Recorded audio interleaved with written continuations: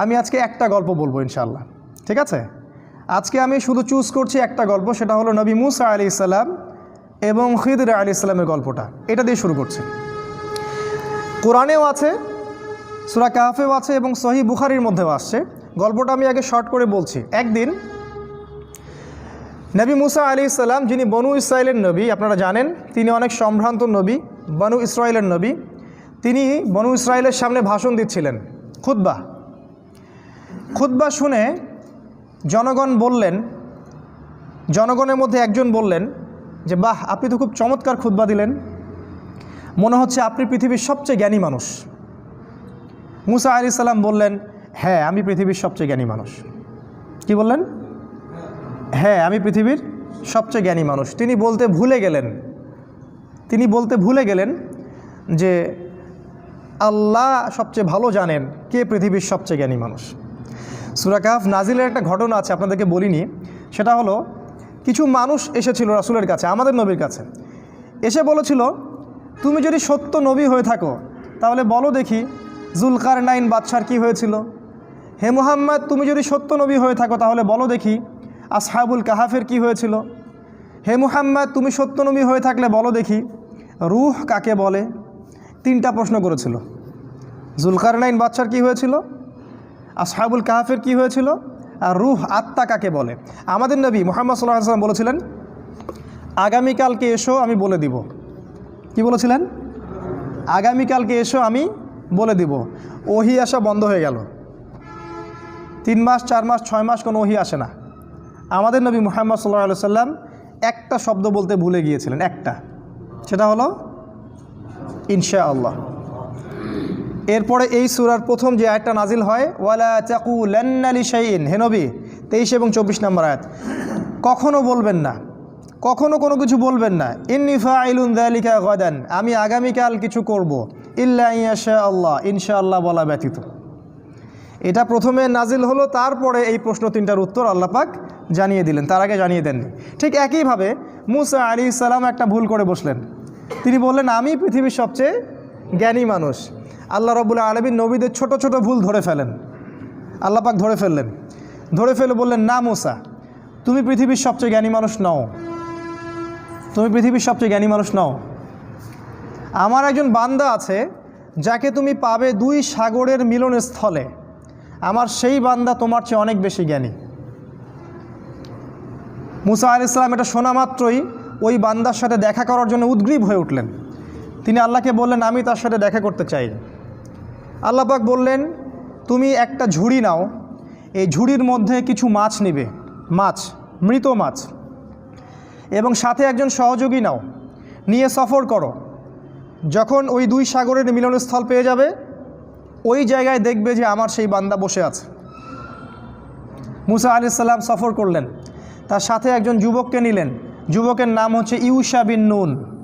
একটা ঝুড়ি নিলেন, সেখানে মাছ রাখলেন। এবার তিনি সফর করা শুরু করলেন। তিনি বলছেন, আমি সফর করতেই থাকবো, যদি আমাকে যুগ যুগ ধরেও চলতে হয়। সফর করতে শুরু করলেন।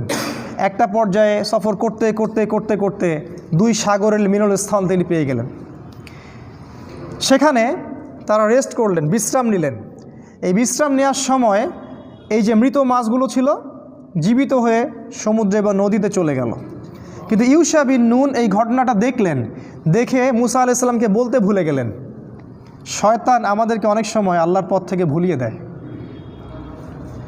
ভুলে গেলেন। এরপরে মুসা আলাইহিস সালাম আবার উঠলেন রেস্ট নিয়ে এবং চলা শুরু করলেন আবারও সামনের দিকে।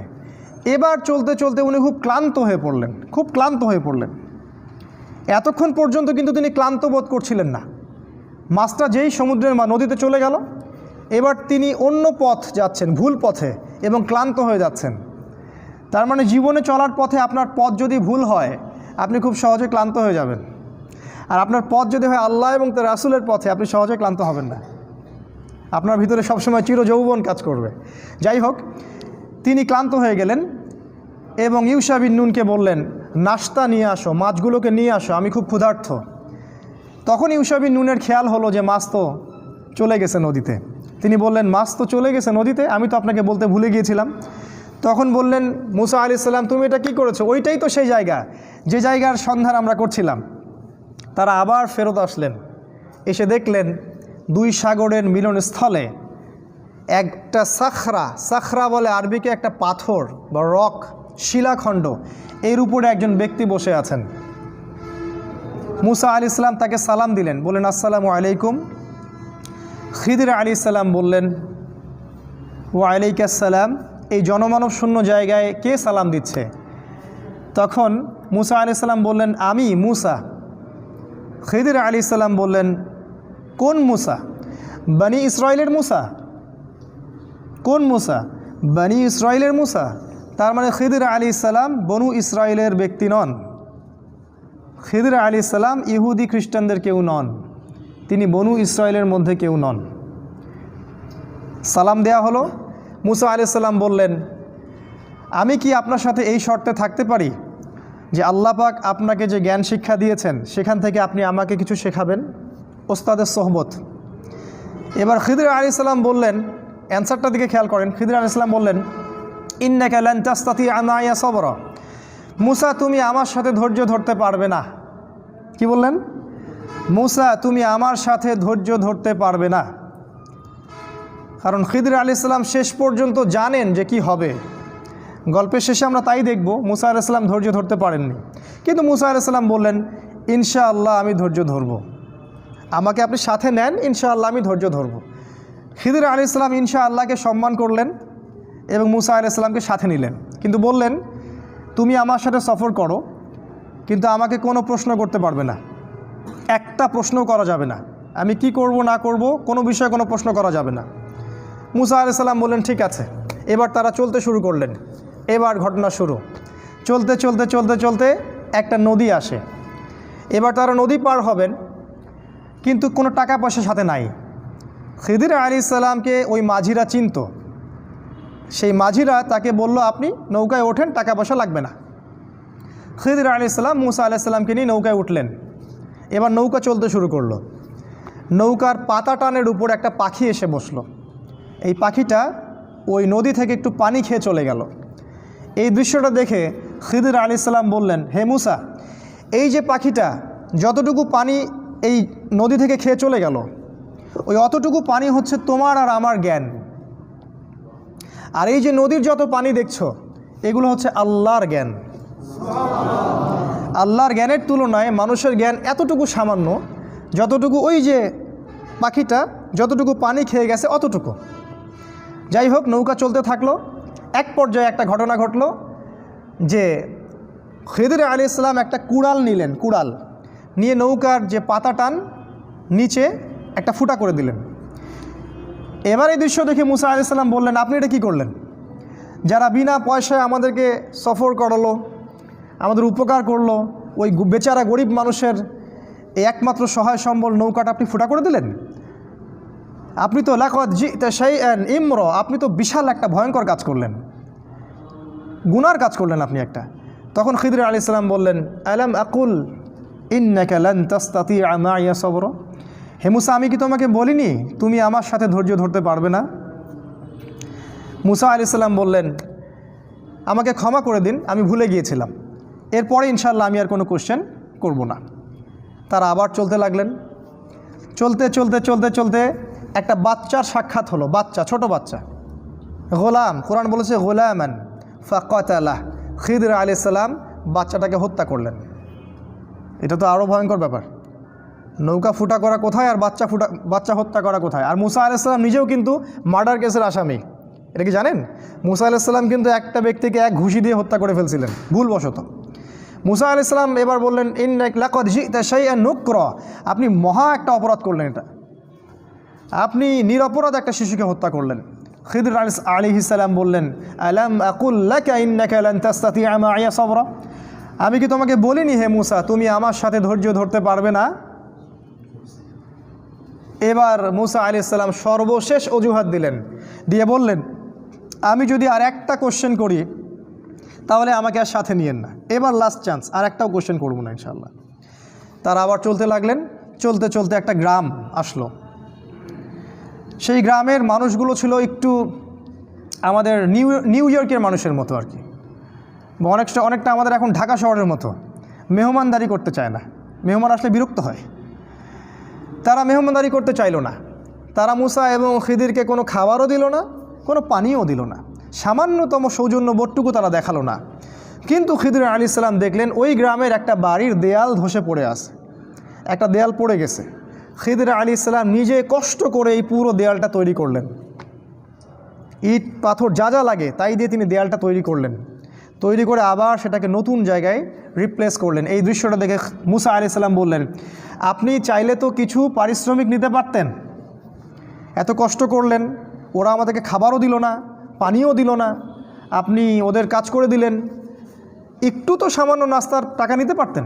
খিদির আলাইহিস সালাম বললেন, হ্যাঁ দা ফিরাকু বাইনি ওয়া বাইনিক, এই হলো তোমার আর আমার ফেরক, রাস্তা আলাদা, এখন যাও। তুমি চুক্তি ভঙ্গ করছো 3 বার, রাস্তা আলাদা। আমাদের নবী মুহাম্মদ সাল্লাল্লাহু আলাইহি ওয়াসাল্লাম বলেছিলেন এক হাদিসে, যদি মুসা আলাইহিস সালাম ওই দিন প্রশ্নগুলো না করতেন তাহলে অনেক কিছু শেখা যাইত। যাই হোক, 3টা শর্ত লঙ্ঘন হলো। মুসা আলাইহিস সালামকে তিনি আর সাথে রাখলেন না, তবে বললেন তুমি চলে যাও, কিন্তু যাওয়ার আগে আমি তোমাকে 3টা এই যে ঘটনা ঘটলো এর তাউইল বা ব্যাখ্যা, ইন্টারপ্রিটেশন তোমাকে আমি জানাই দেবো আমি কেন করেছি। তিনি বললেন, ওই যে প্রথম নৌকাটা আমি ফুটা এই জন্য করেছি যে কারণ ওই নৌকার পিছনে ছিল একটা জলদস্যুর দল। ওই জলদস্যুর দল যদি এই নৌকাটাকে দেখতো, নৌকাটা খুব ভালো সুন্দর, তাহলে সেই নৌকাটা তারা হাইজ্যাক করত। আমি নৌকাটা ফুটা করে দিয়েছি, এই ত্রুটিযুক্ত নৌকাটা তারা নিবে না, তারা ত্রুটিযুক্ত কোনো নৌকা নিবে না, নষ্ট নৌকা তারা নিবে না। যদি নৌকাটা ভালো থাকতো তাহলে ওরা ওই গরিব মাঝির শেষ সম্বলটুকু ছিনিয়ে নিয়ে চলে যেত। তোমার কাছে মনে হয়েছে আমি ক্ষতি করেছি, কিন্তু আমি পরোক্ষভাবে ওর উপকার করেছি, সেটা তুমি সবর করতে পারোনি। আর দ্বিতীয় যে বাচ্চাটাকে আমি হত্যা করেছিলাম, আমি এই জন্য হত্যা করেছিলাম যে আল্লাহ আমাকে জানিয়ে দিয়েছিলেন এই বাচ্চাটা যখন বড় হতো সে অনেক বড় একটা কাফের হতো, এবং সে নিজেও কুফরি করত, অন্যদেরকে কুফরিতে আহ্বান করত, এমনকি তার বাবা মাকেও সে কাফের বানিয়ে ছাড়ত। আল্লাহ পাক আমাকে আদেশ করেছিলেন, তাই আমি তাকে হত্যা করেছি। আর আল্লাহ পাক এই বাচ্চার বদৌলতে ওই বাবা মাকে আরও ভালো ভালো সন্তান সন্ততি দিবেন।